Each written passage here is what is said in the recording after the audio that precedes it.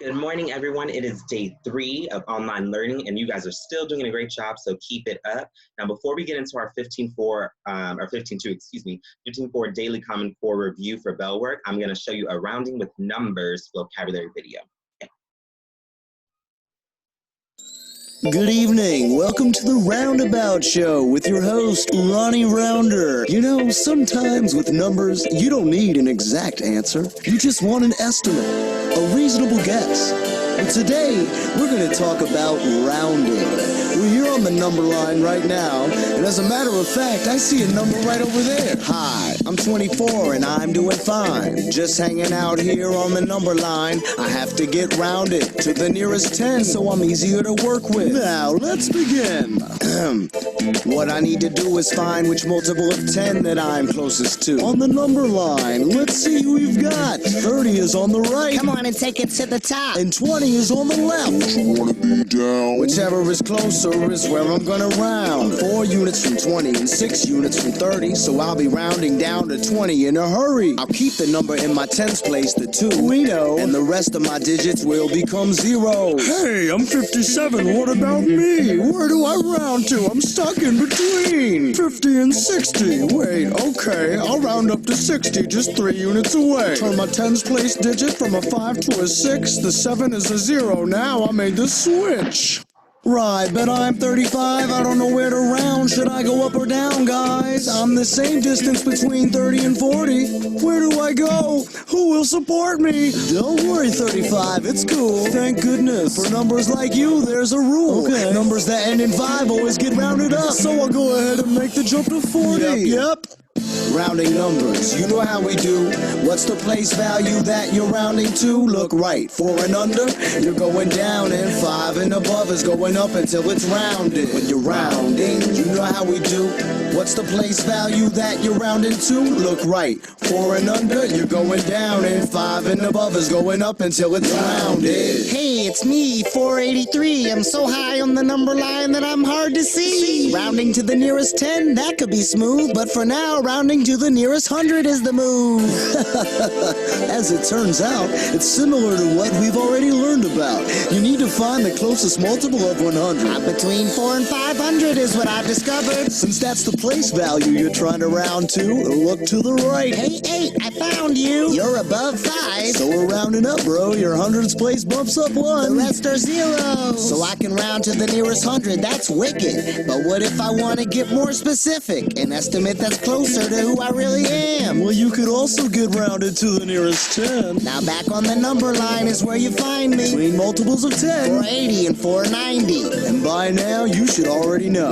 I'm closer to 480, so I'm rounding down The low. hundreds and tens digits stay the same. While all my other digits have to make the change. To a 0, so next time you're doing math, and the numbers don't need to be exact, we'll be rounding numbers. You know how we do.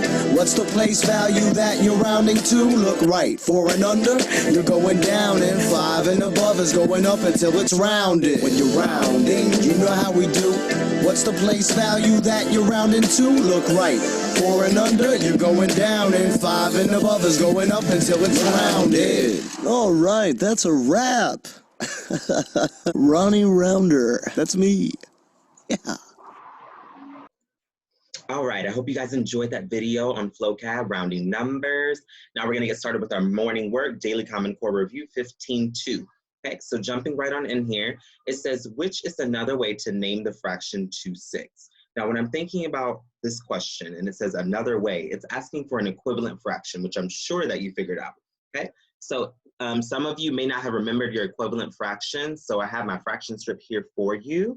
Now, taking a look, I've already circled 2 of the 1/6 to represent 2/6. Now I made my line at the end of the second 1/6, and I'm looking to see which fractions fall in that section that are equivalent to 2/6.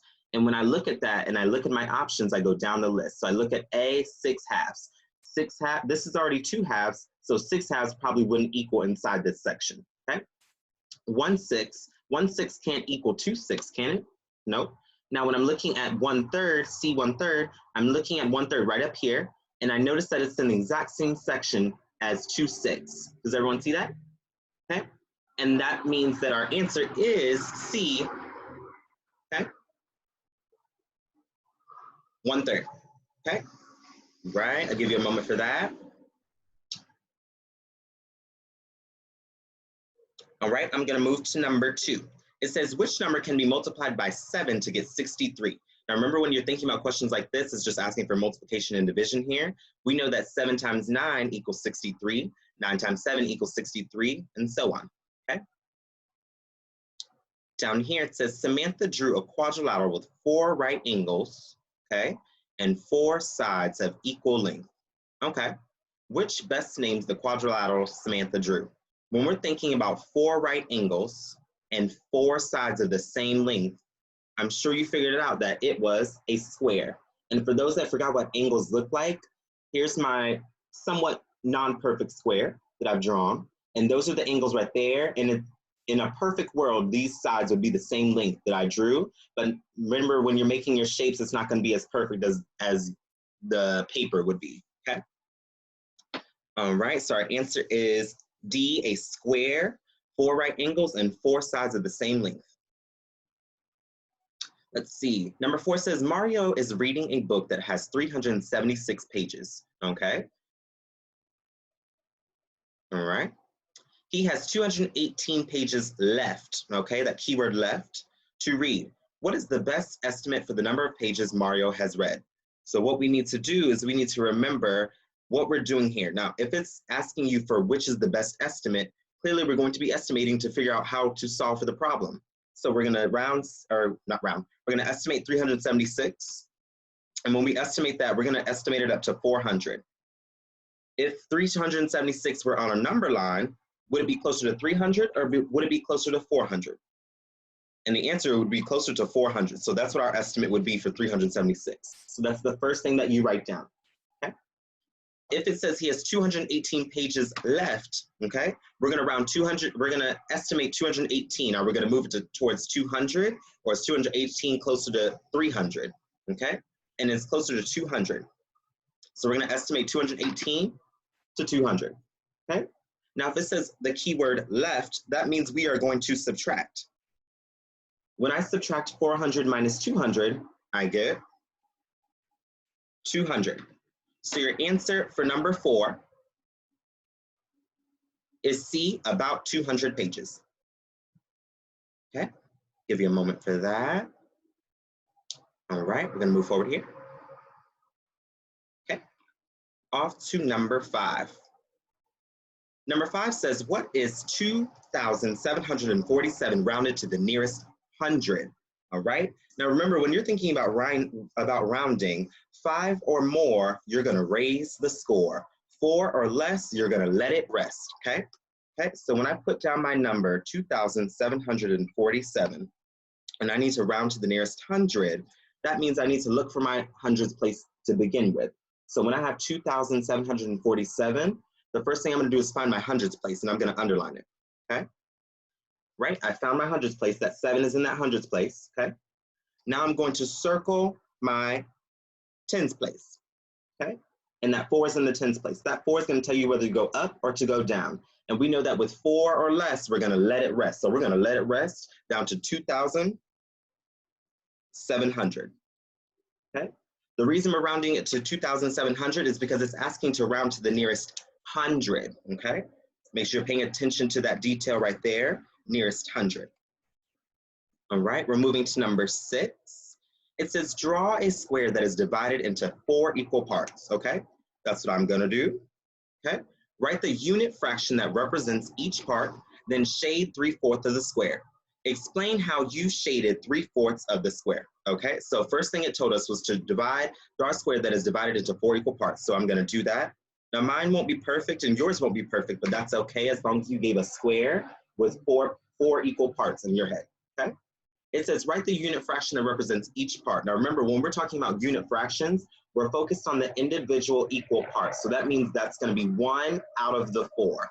And so your fraction for a unit fraction would be 1/4, okay? The next part says, then shade 3/4 of the square. So the square that you drew, you should have shaded 3 out of the 4. Literally 3 of the parts out of the 4, okay?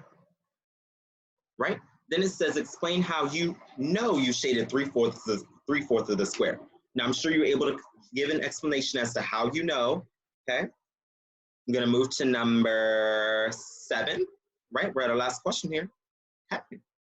It says, how does the number of sprouts change as the number of days changes? So it says seed growth, we have our days, we have our sprouts. Now, when we look at our days, it's day 1, day 2, day 3, day 4. And on the first day of sprouts for days, it is 0. It's 16 sprouts for day 2, 32 sprouts for day 3, and 48 sprouts for day 4. When we're taking a look at this, and it's asking you, how does the number of sprouts change, number of sprouts? So we're looking at the number of sprouts here.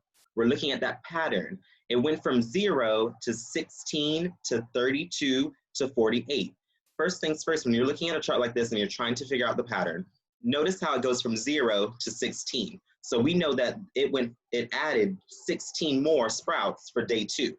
Now, if we take a look at day 3 versus day 2, we notice that it's going up even more by 16. So our pattern here is that there are 16 more sprouts each day, all right?